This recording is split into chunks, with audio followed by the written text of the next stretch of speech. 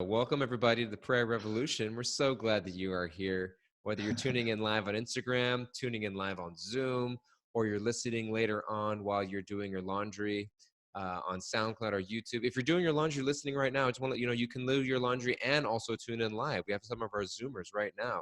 Trisha in Pennsylvania, she's living proof that you can tune in live and do your laundry and be a wonderful mother and a good citizen of the world all at the same time. So Trisha, you are a shining example today. We're glad you're joining in with us. But if you are tuning in, listening to recording, we hope that you can join us live sometime. And if you're tuning in on Instagram live, please join us on Zoom someday. We'd love to see you and see your shining face, or you can also participate in our chat board. We have a live active chat board on Zoom.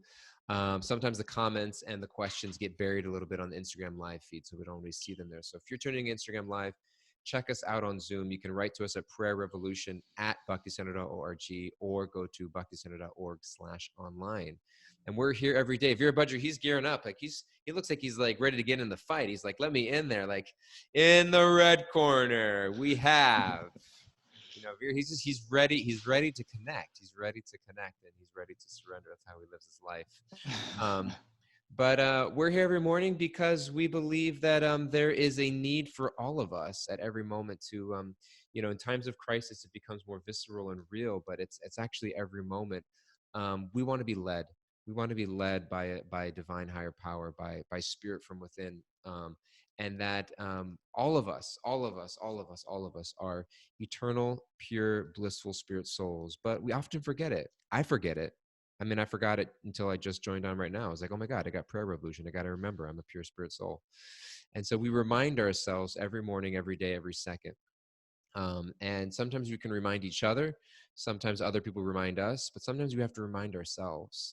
And sometimes we can go internally and find that connection through prayer, through moment-to-moment prayer. It's not just, my dear Lord, give me something. My dear Lord, make this happen. My dear Lord, change this. My dear Lord, why did this happen? It's, my dear Lord, I'm available. And please guide this conversation I'm about to have with someone. Please guide whatever situation I'm going into in life, big, small, whatever it may be. It's living in a mood of prayer. And that's what we're here to do. We're here to remind ourselves of that. And I'm just glad that you guys are tuned in to participate. And so we start each day off with the prayer, and then we discuss and have a conversation, and that takes us all the way. Sound like a good idea? I'm in. You're in. You have to be in. You signed the contract. You got me at good morning. Got you at good morning. Grateful to be with you guys. Those of us that are coming in for the first time, we're going to do a beautiful prayer right now. It is a universal prayer, no matter what your faith is, background, tradition, no faith, no religion, just an opportunity to connect to a higher power. So this is for everyone and anyone to just experiment and experience a spiritual connection.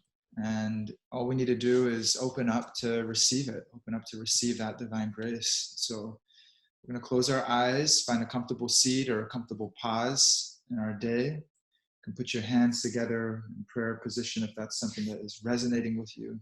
And just get into that space, breathing and receiving the life force of air, of prana that you're breathing in right now, and receiving grace through this prayer and through this time of sincere, we're trying to connect. We're doing the best we can. So with that sincerity of heart to receive that connection, receive that grace.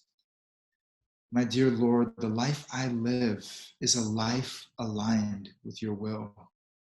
It's a fearless life guided by your grace, a life of courage, seeing every moment as an opportunity to love, a life of humility, appreciating the good qualities in others and letting them know it. A life of patience with faith that your plan will be revealed. A life of discipline, showing up with all my energy to serve in every moment of my life. A life of kindness, being instruments of your grace. A life that is truly worth living for. My Lord, what life do you want for us? May the life you want for us be the life that we live. no matter what my situation is, let me feel your love and share that spiritual love and service back to you and to all humanity, my actions, my words, my thoughts. Let us feel your love, my Lord, your connection, the illumination that comes from that in our hearts, our consciousness, connecting with you and chanting your divine holy names. Hare Krishna, Hare Krishna, Krishna Krishna, Hare Hare, Hare Rama, Rama Rama. Hare. Beautiful. You write that, Vera? That is, I stole it from somebody, but it somehow made it onto a pad of paper. You got to make your own little book, Vera's little book of prayers. Yeah. I think Yeah, Vera's autobiography could literally be just titled A Book of Prayers.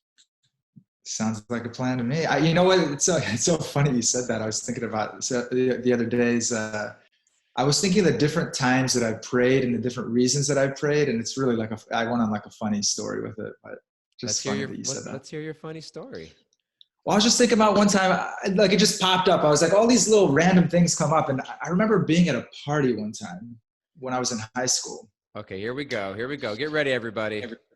I was at a party. It was a pretty fun party, and and it was in an apartment. And somehow anyway, so I was in the back room of this apartment. I was in the second floor of an apartment building, and we're having fun. I'll spare the details, but I was just a little bit inebriated, and I was in the back room, and all of a sudden, we're all underage, and drinking and whatnot, and somebody comes running into the back room and says, the cops are here, the cops, and basically it's an apartment, there's no getting out.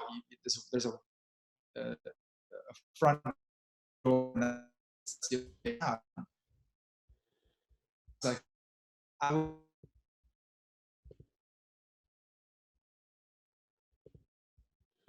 run cop stories is one of them, and out the window. And right when I jumped out the window, there, right in the parking lot of the apartment complex, there was another cop car that was there. And the cop said, and stop. So, and I was jumping fences in this complex. And I remember the part. I remember praying to Krishna,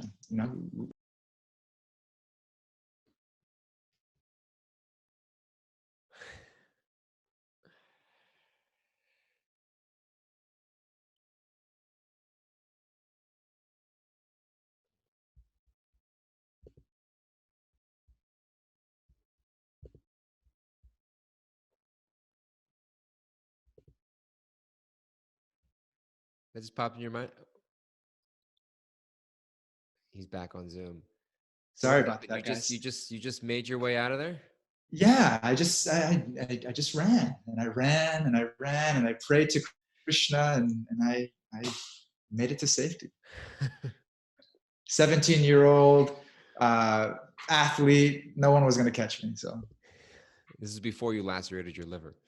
This is before I lacerated my liver. Yeah. Gotcha. Okay, good. Anyway, random prayer story, and it's interesting. I mean, if in one sense you want to run with that story, no pun intended, but it's I mean, it's true. I mean, whether what I'm hearing, what I'm seeing is that all of us in one sense are on the run.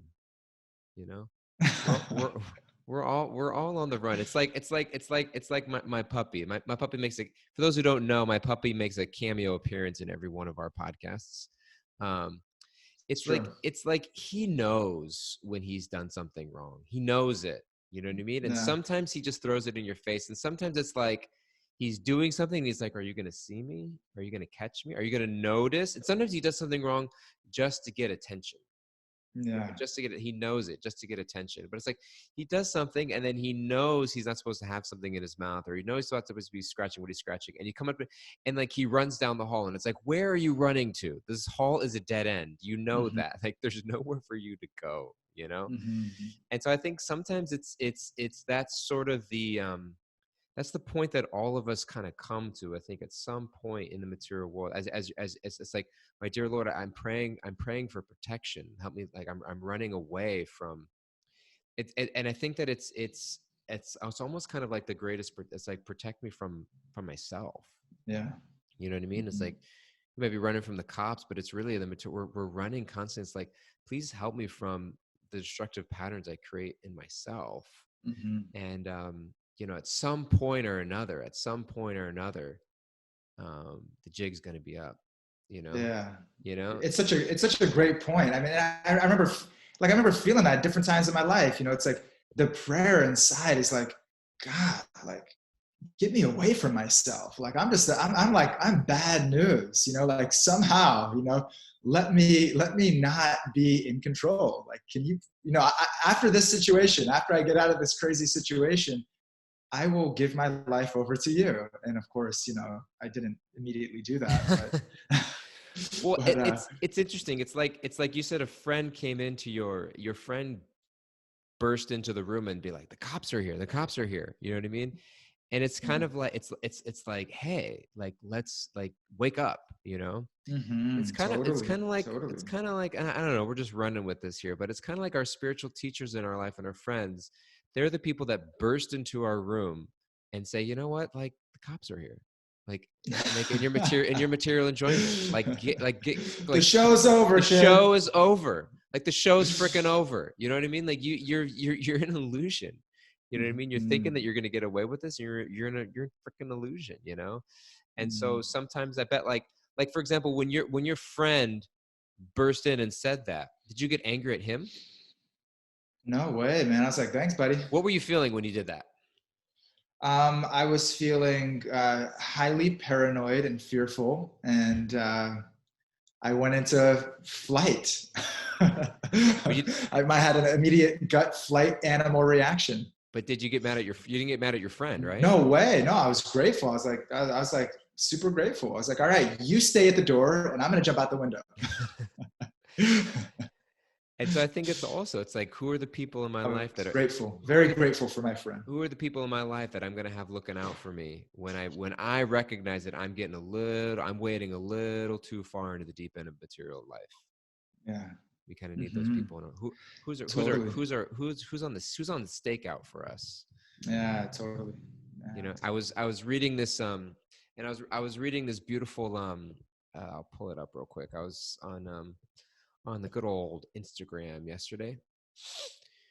Oh, I gotta sneeze. Oh, Krishna Govinda. I was reading this the other day about a circle of friends, and I thought it was very beautiful that somebody posted, horseshoes are better than circles. Leave space. Always leave space. Horseshoes of friends are greater than circles of friends.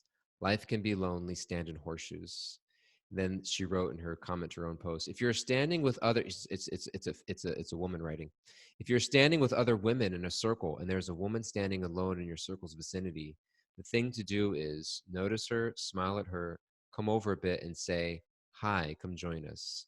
If she decides not to join your circle, even if she looks at you like you're crazy, inviting her is still the thing to do.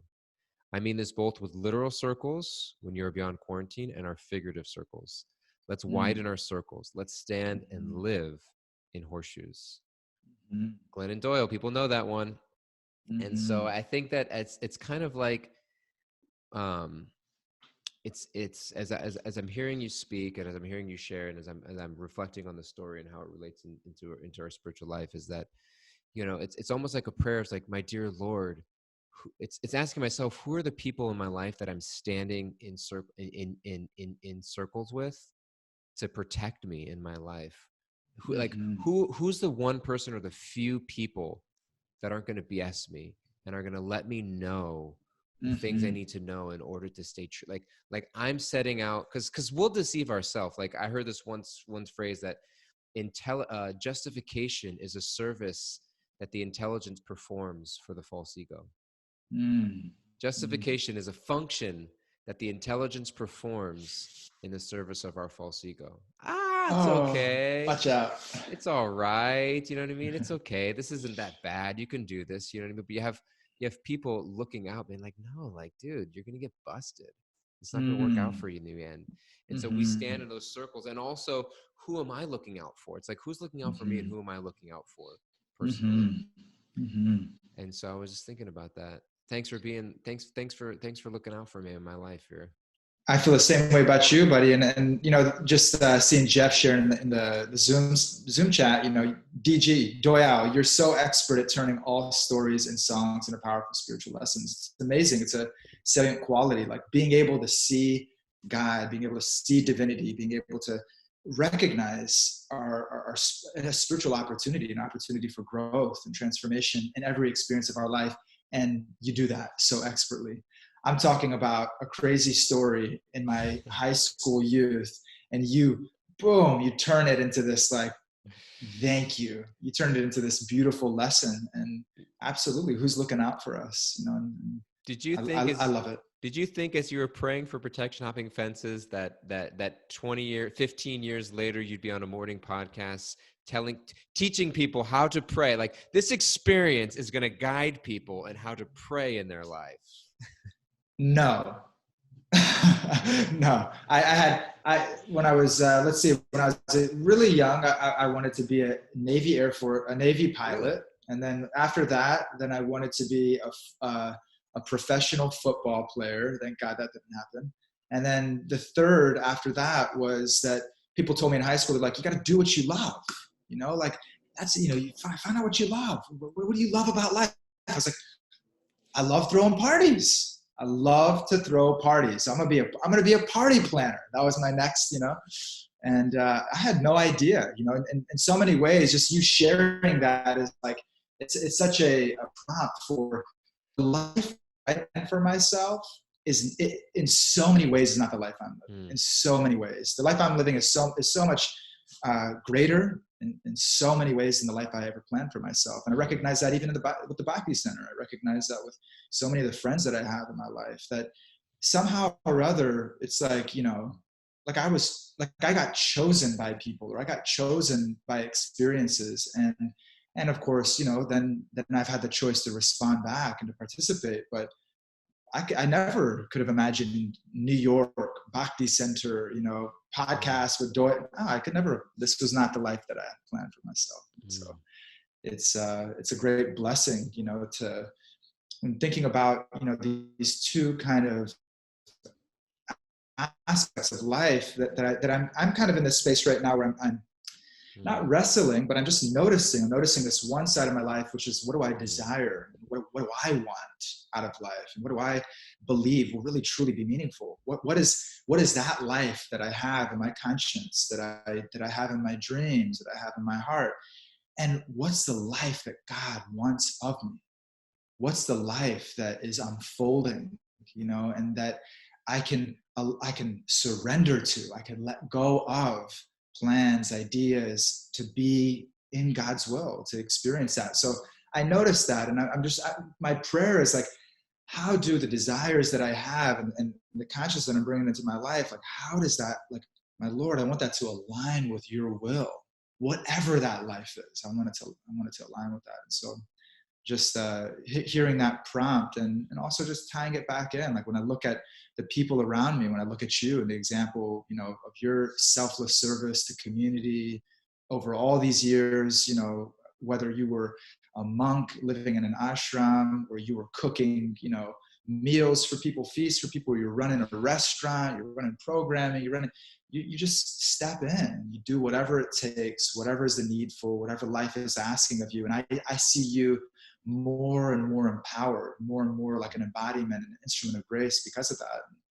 And so I'm feeling that, that calling, like how can I let go of what I believe is going to be fulfillment and happiness enough, like, not that I just, forget, I don't plan or anything like that, but enough to just be open to what's unfolding, to be open of what God is asking me in my life. And when I look at your example, you help me to see that. And I look at Radhanath Swami, you're talking about the coaches and the people that are around us, the guides that are around us, Radhanath Swami, Arjuna, Dhyana, Jai, et cetera, et cetera. So many amazing people that create that horseshoe, that create that circle of protection and guidance. And so, You wanted to be a professional athlete and to being a coach.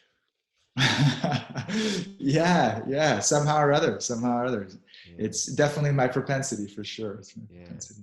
Remember those crazy meals I used to cook at the Bhakti Center?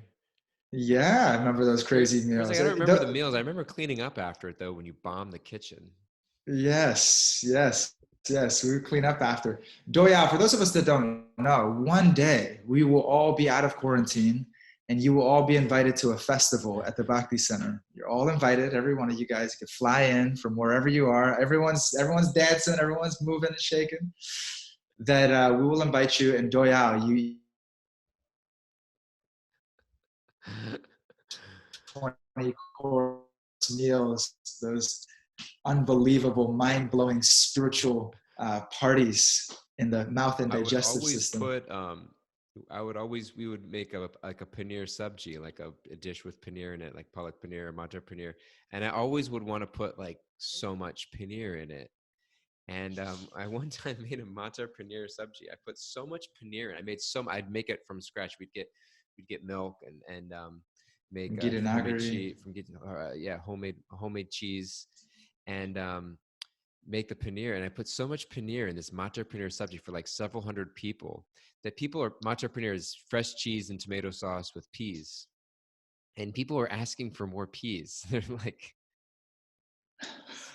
as it was being served out, they were like, "Can I get?" Normally, it's like you're fishing for the paneer. It's like, "Can I get a little more piece of cheese?" People were like, "Can I get some more paneer? Can I get some more peas, please? Like that's too much paneer. Can I get?" People were asking for peas on their plate. But I haven't cooked a big feast in a while. I'll have to do it. Yoga, like Mike, saying he'll help me cook, and so all right, it's a deal. Whenever this all ends, we'll cook a big feast at the Bhakti Center, and we'll have it all happen whenever that day comes. And so Let it be. It's something all of us are moving. We're dancing from inside out. Our souls are jumping, waiting to be in Doyal's presence, waiting yeah. to taste the offering of his love to the divine. Yeah. I'm just trying to cook at home and make myself a decent one meal a day. One thing my wife and I have noticed is that this whole quarantine thing, it's for us at least, it's made us better adults than we've ever been. I mean, we're going shopping, we're buying food, we're making meals, we have cleaning schedules. It's like more than DG's we've ever got done Taco before. Tuesdays, Fajita Wednesdays, Italian Thursdays. He was giving me the list the We got a other whole day. setup for what we're doing on our meal nights, but that it's we put it, and then we put it in place, and as soon as we get a little proud of it and tell people about it, like it completely falls apart, and it's like frozen pizza night. Awesome. Don't get too proud of yourself. Uh, Don't get proud of I was yourself. appreciating you were talking about some verses from the Bhagavad Gita the last few days, the end of the 12th Yes. chapter, and I was reading through some of those verses and experiencing just such beauty and such power in those verses. I don't know if you wanted to share maybe one or two of those today. Definitely. We wanted to put some there's these we've brought up a few topics over the course of our podcast together. We've different things we've come up, a little section from the Bhagavad Gita or the Srimad Bhagavatam or a topic here and there that we always thought we'd get back to. We thought let's take some time to go back over a few of these topics. And one of the sections that we went into was the end of the 12th chapter of the Bhagavad Gita, from verse 13 all the way to verse 20. If you're unfamiliar with the Bhagavad Gita, it's an ancient, thousands of year old text from India, originally written in Sanskrit, translated in every language on the planet, basically. Um, and at the very end of the 12th chapter in this book, there's a string of verses where Krishna, it's a conversation between the soul and God. And Krishna, who's the supreme spirit, the supreme Lord, is speaking to his friend and devotee Arjuna, and he's saying, "These are the qualities that are endearing to me. This is the kind of person that my heart goes out to, that I'm attracted to, that pulls at my heartstrings. Of course, I'm the Lord of all, I'm the Father of all are dear to me, all are my children. But like when I see people like doing this, it kind of Mm-hmm. like Christian is like a double take. He's like there's like a double take. He's like, what? You know what I mean? Mm. And so he writes these verses, and I think it's very important for us to kind of look at like, oh, these are the things that, like, there's so many things I'm doing to try to impress people that give me a sense of like that shot of dopamine in the brain. You know what I mean? When someone gives me a compliment, like even on Instagram, there's a whole algorithm, and I'm not exactly sure what the word algorithm means, but I know that a logarithm, whatever the two are, I don't know what either of them mean, but there's a whole logarithm algorithm on how it all works. And there's even a strategy, like when someone likes your post, it doesn't immediately pop up on your on your feed. Oh, that's like, and then you immediately see it. Like, they have this whole formula for like when you receive the likes from other people, and the likes come in batches, in order to like maximize the release of dopamine in your brain to get you to keep coming back to checking your feed. You know what I mean? Like there's a certain amount, like they've timed it in a way, like they know, like there are different types of reward and response mechanisms in the brain. One is where it's like, where you know something's coming at a timed thing every day. You know what I mean? Like, I know the mail comes at 2:00 every single day. And so you're just going to check your mail every day at 2:00 or 2:05. You're not going to be checking it every other time, you know?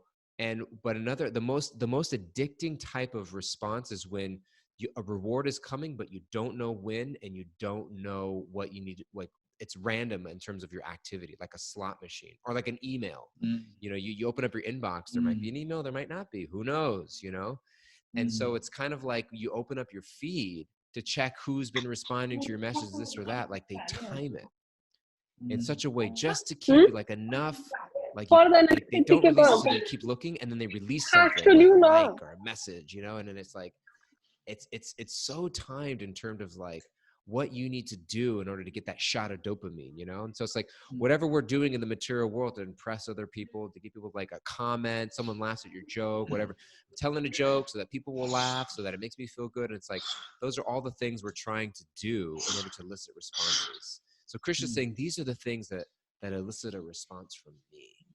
Like, these are the things that like I'm looking at that are they're just endearing to me. So he says it in verse 13. He says, one who has at least 10,000 Instagram followers, who is wealthy, and who Hmm? is one of my most immediate social media He tarkari influencers, they bazaar. are very, very dear to me. No, I just made that up. You're supposed to laugh at that, Vera. Give me a होइन, smile, Vera. Give me a कस्तो त होइन. smile. सुत्यो। So, जाने? Like, what gets are you reading from, bro? yeah. And so, Krishna says, verses 13, 14, and there's 7 verses here. We'll just read this one, and then because we got to wrap up. One who is not नजाने रे। envious, one who's not envious, but is a kind friend to all living entities, who does not think themselves a proprietor and is free from false ego, who is equal in both happiness and distress, who is tolerant, always satisfied, self-controlled, and engaged in devotional service with determination, their mind and intelligence fixed on me. Check त Such गर्यो a ल devotee तर of दुईटा mine post is पर्छ। very dear to me. I'm going to read भोलि that one more पानी time. लिन जानुपर्छ, भोलि One who is लौदुला नि not हजुरलाई। envious, पानी सिद्धिनु but लाग्छ। is a kind friend to all living entities, who does not think themselves a proprietor and is free from false ego, who is equal in both happiness and distress, who is tolerant, always satisfied, self-controlled, and engaged in devotional service with determination, their mind and intelligence fixed on me. Such a devotee of mine is very dear to me. There's something that you notice? There's something I notice about all of those qualities. उठाऊ। Sure. होइन भएन, You उठाएको notice छैन। something? उठाएको छैन के I'm बुवा। appreciating it. It's so beautiful, and I would love to hear what you're seeing. I feel like I'm on like Sesame Street, a फेरि host on गाजल Sesame raw Street or पाजल Bear in the नलौ Big मामु, Blue म House त or something. Like, हिँडिदिन्छु। did you notice a pattern in all of those letters? What is the pattern in all of those? What is the pattern in all of those colors? And so, we got some people that notice some stuff. They're waving their hand on Zoom. People are waving their hand. I'm gonna say it. Naushin, did you notice something? No, she's not. No, she was just waving her hand. They're all things that people can't see. Those are all things that other people can't see. Mm-hmm. You know what I mean?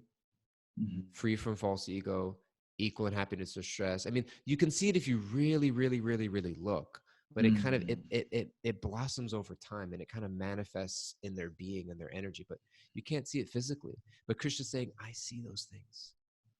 Krishna's saying, I see you.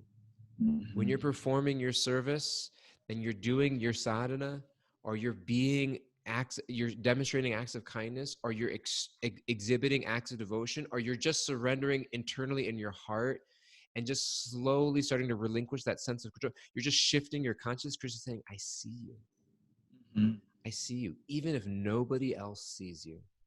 And the things that other people see you for, all the things that you want other people to see and notice you for, those things don't really matter to me. Those things don't matter to me a whole lot. And you go ahead and go and do that. Why? Because he says this in the second chapter of the Bhagavad Gita, so beautiful, is that which is not permanent is known to be of no existence, of no importance.